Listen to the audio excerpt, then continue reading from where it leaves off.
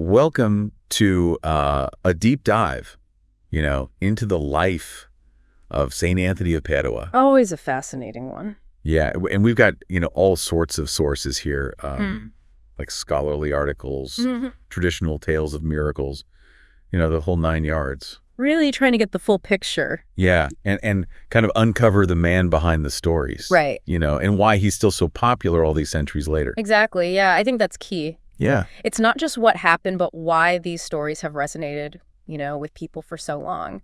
What do they tell us about, faith, about human nature, right? And maybe even the power of storytelling itself. Yeah, I like that. Yeah. So, okay, let's start unpacking all this. Okay. Our guy, St. Anthony, he wasn't born a saint. Right. He started out as Fernando, young nobleman, 12th century Portugal. Wow. Can you imagine turning your back on all that wealth and status? Yeah. To join like a radical new order like the Franciscans? That's a serious life change. Yeah, it really is. It really is. So to understand that choice, yeah, I guess we have to look at the world Fernando was born into. Absolutely. I mean, this was a time, when a lot of people felt spiritually adrift. They were seeking something more, right, than just material wealth. So even though he had, all the comforts you could want, there was still this... It seems that way. Feeling of emptiness. The sources tell us that, Fernando was deeply religious from a young age. Okay. And, his mother seems to have played a big role there. Oh, interesting. Yeah, she instilled in him a very strong devotion to the Virgin Mary. Okay. So at just 15, he joins the Augustinians. Wow, 15. Seeking, a life of piety and service. Okay, so that's like the first step. Yeah. But it still wasn't enough for him. It seems not. He was still searching for something more. Right. Even within the Augustinians. Yeah. Fernando yearned for like a stricter path, a more austere path. Yeah. He was drawn to the idea of really mirroring Christ's poverty and humility. And I think that's where the Franciscans really enter the picture. The Franciscans. Yes. This new order founded by Francis of Assisi, emphasizing, radical poverty, a deep connection to nature. Right. They were pretty revolutionary for their time. Yeah, they were. They really challenged, the church's existing power structures and embraced a much simpler, more authentic way of life. Right. And it seems that message really appealed to Fernando. It did. The sources mention that he was particularly inspired by the stories of Franciscan missionaries. Yes. Being martyred in Morocco. Like this wasn't just some abstract theological debate for him. No. It was about real people risking their lives for their faith. Right. And you can see how that commitment to action would really appeal to Fernando. Yeah. So at 26, he makes this dramatic decision. Okay. Leaves the Augustinians, joins the Franciscans, takes the name Anthony. It's a pretty bold move. It is, leaving behind the familiar to embrace something completely unknown. And that unknown took him straight into dangerous territory. It did. The Franciscans sent Anthony on a mission to Morocco. I mean, right into the lion's den, so to speak. Yeah, this was not a sightseeing trip. No. Morocco was a very dangerous place for Christians at that time. Right. So it really highlights, his dedication to spreading that Franciscan message, even at great personal risk. But as we know, things didn't exactly go according to plan. No, they didn't. Almost as soon as he gets to Morocco, Anthony falls seriously ill, has to abandon the mission. And even the journey back was anything but smooth sailing. So what happened? Well, their ship got caught in a fierce storm. Oh, no. Blown wildly off course. Wow. And they end up landing in Sicily. Oh, wow. Yeah, it's almost symbolic, isn't it? Yeah. Like fate stepping in, Right. Redirecting his path. Yeah, it makes you wonder if those unexpected detours in life are sometimes like the most important ones. Absolutely. So Anthony ends up in Sicily, recovers from his illness, eventually makes his way to Assisi for a major Franciscan gathering. Right. He finally gets to meet Francis himself. Yeah, you think that would be the highlight? Yeah. But here's where things take a bit of an interesting turn. Oh, okay. Anthony, still weak from his illness, is pretty much overlooked at the gathering. Oh, wow. Can you imagine? Yeah. Going through all that, only to be essentially invisible. It would be pretty disheartening. Yeah. But instead of getting discouraged, right. Anthony humbly accepts an assignment to a remote hermitage. Okay. So he spends his time, translating Psalms, writing commentaries, basically becoming this hidden scholar. And this period of quiet study turns out to be super crucial. It does. Yeah, it allowed him to really deepen his understanding of Scripture, hone his theological skills, which would later become so essential to his preaching. Right. It reminds me of that saying, sometimes you got to go slow to go fast. It seems like those quiet periods of reflection are often when the real growth happens. Totally. But Anthony's time as this hidden scholar, it wasn't meant to last. Right. One day, he's unexpectedly called upon to preach at an ordination ceremony. All right. And that's when everything changes. Okay, so it's like this hidden talent suddenly bursting forth. Yes. The sources describe his eloquence as absolutely captivating. Really? Yeah, people were blown away by his words and his insights. Huh. What do you think sparked that transformation? Well, maybe those years of quiet study, it was like a fire slowly building and then suddenly erupting. Wow. Yeah, and it wasn't just about beautiful sermons either. Right. Like, Anthony's preaching had a real impact on the world around him. It did. This was a time when, Europe was grappling with heresies, beliefs that challenged the church's authority. Right. And Anthony's sermons were instrumental in combating these heresies and calling people back to Orthodox Christianity. So he was using his words to, address real-world problems? Yes. Not just engaging in theological debates. Well, exactly. He was like a spiritual influencer of his time. Yes, very much so. That's a great way to put it. And remarkably successful, too. Yeah. The sources describe entire towns being transformed by his preaching. Wow, that's amazing. Yeah, people were repenting, reconciling with their enemies, actually striving to live more just and compassionate lives. So his impact went far beyond the pulpit. It seems that his words, had this power to ignite real social change. But of course, no deep dive into St. Anthony would be complete without talking about the miracles. Of course not. Right, that's what he's most famous for. Right. We've got stories about healings, exorcisms, bilocations, even control over nature. It's like stepping into a world Yeah. where the impossible becomes possible. I know, it's amazing. Okay, so we've got all these incredible stories. We do. And I have to admit, some of them are pretty hard to wrap your head around.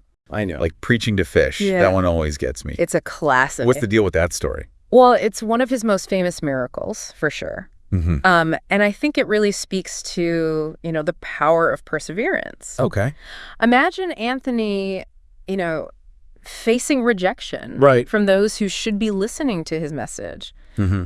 But he doesn't give up. He Right. finds another audience. He does. Even if it's a school of fish. Even if it's a school of fish. Right. So it's not just about showing off some kind of supernatural power. No. But about this unwavering commitment to spreading the word no matter what. Exactly. And it makes you think, Yeah. who are we ignoring or dismissing in our own lives? Whose voices are we failing to hear? That's a really good point. Maybe there's a lesson there for all of us. But yeah, for sure. It's easy to get caught up in the spectacle of the miracles. Right.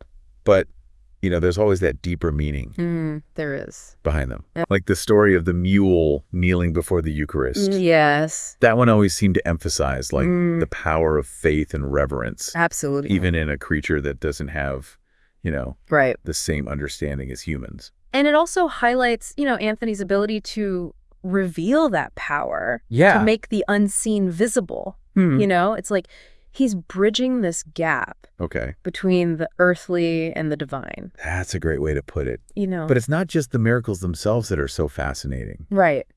It's what they tell us about Anthony as a person. He wasn't just this, distant, untouchable figure. He was known for his humility. Right. His compassion. And his, genuine desire to help people. Yeah, you really see that in all the stories. Whether he's healing the sick, reconciling enemies, or Right. even just, helping people find their lost belongings. Right. There's always this sense of genuine care and concern for others. Speaking of lost belongings, Yeah. that's what most people think of when they hear the name St. Anthony. Of course. Right, the patron saint of lost things. Right. I've definitely called upon his help a few times when I couldn't find my keys. Oh, of course. Yeah. Yeah, it's one of his most enduring legacies, I think. Yeah.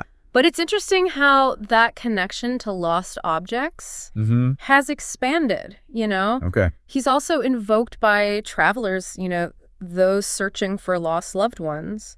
Right. And even those who feel lost in a more existential sense.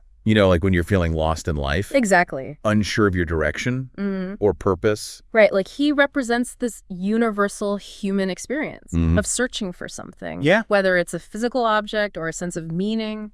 And it makes him so relatable, even all these centuries later. It does. We've all felt lost at some point, haven't we? Definitely.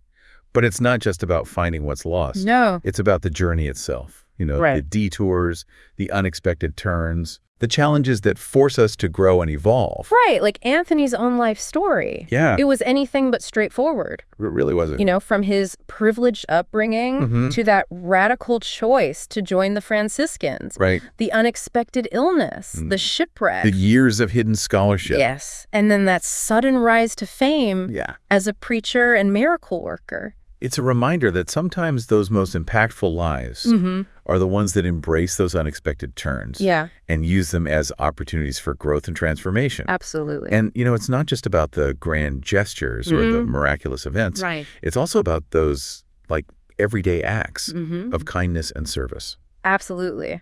Anthony's commitment to the poor and the marginalized is another aspect of his legacy that resonates really strongly today. He's a reminder that true sainthood isn't about achieving some kind of spiritual superstar status. Right. It's about embodying those core values of compassion, humility, and a willingness to serve those in need. It really challenges our preconceived notions of what it means to be a saint. It does. It does. It's not about having superpowers or performing grand miracles. It's about those everyday choices we make to live a more meaningful, purpose-driven life. And it's so fascinating to see how his image has evolved over time. It has. While still maintaining that core appeal. We have those traditional depictions of him as this gentle preacher holding the Christ child. But then there are also these more modern interpretations that reflect the changing ways people connect with faith. Exactly. It's like his message is constantly being adapted, reinterpreted to resonate with, different cultures and time periods. And yet those core themes of lost and found, the power of words, and his gentle, approachable nature, those seem to transcend time. They do. And speak to something universal in the human experience. But here's a question for you. Okay. Why do you think St. Anthony, out of all the saints, continues to capture people's imaginations and inspire their devotion? Yeah. What is it about his story that resonates so deeply, even in the 21st century? That's a tough one. It is. I think for me, it's the combination of his humanness and his extraordinary qualities. He's not just this perfect, untouchable figure. Right. He had his struggles, his doubts, his moments of feeling lost and invisible.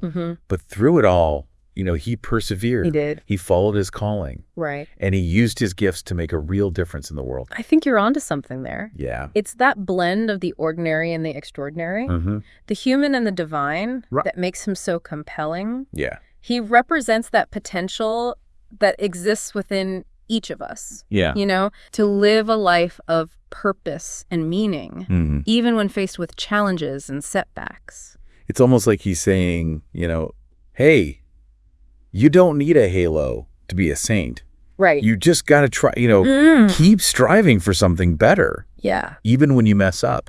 That's a beautiful way to put it. Yeah. And I think it's a message that transcends, religious boundaries. Totally. Wouldn't you say? Oh, yeah, absolutely. Whether you approach St. Anthony's story through a lens of faith or simply as, a fascinating historical figure. Right. There's something universally inspiring about his journey. Yeah, I think so too. It reminds us that everyone has something unique to offer the world. Some kind of miracle, waiting to happen. Right. And maybe by looking at the lives of those who came before us, who answered that call to something greater. Right. It gives us the courage to do the same. I think so. But it's not about waiting for some grand, miraculous event, to bestow special abilities upon us. Yeah. It's about cultivating those qualities we see in St. Anthony. Right. That compassion. Yeah. That humility, that stubborn perseverance, and, a willingness to step outside our comfort zones. So you're saying we don't need to wait for a burning bush or a booming voice from the heavens. Right. We just need to look inward and ask ourselves, what am I good at? Yeah. How can I use that to make a difference? Right. Even in small ways. Exactly. And maybe, just maybe, by focusing on those small acts of service, those everyday miracles, we can start to create something truly extraordinary. Yeah. St. Anthony's life is a testament to that possibility. It really is. It's funny. We started this deep dive talking about uncovering the man behind the miracles. Right. And in a way, I think we did. We saw his human side. We did. His struggles, his doubts. Right. Even those times when he felt invisible. And yet it's through those human experiences that his extraordinary qualities shine through. They do. His willingness to embrace the unexpected. Right. To push through challenges, to use his gifts to help others. Right. That's what makes him so compelling, such an enduring figure. I'm starting to think that maybe we don't need halos to be saints. Maybe it's just about that striving, trying to live a life with purpose, even when we fall short. Perhaps that's the real challenge St. Anthony throws down to us. Yeah. What's your miracle waiting to happen? Yeah. What gifts are you hiding? Yeah. What potential are you overlooking? That's a powerful thought. It is. It really makes you think about what you're doing with your life. I hope so. Yeah. Because I think that's the true legacy of St. Anthony. A reminder that, each of us has the potential to create miracles. Yeah. To leave the world a little brighter. Right. Than we found it. Yeah. Well, that was an amazing deep dive. It was. Thanks for taking us on this journey. It was my pleasure. Always inspiring to revisit the life of someone who truly embodied, the spirit of service and compassion. And to all of you listening out there, keep searching. Yes. Keep exploring. Absolutely. And never underestimate the power of those everyday miracles. Right. Waiting to be discovered.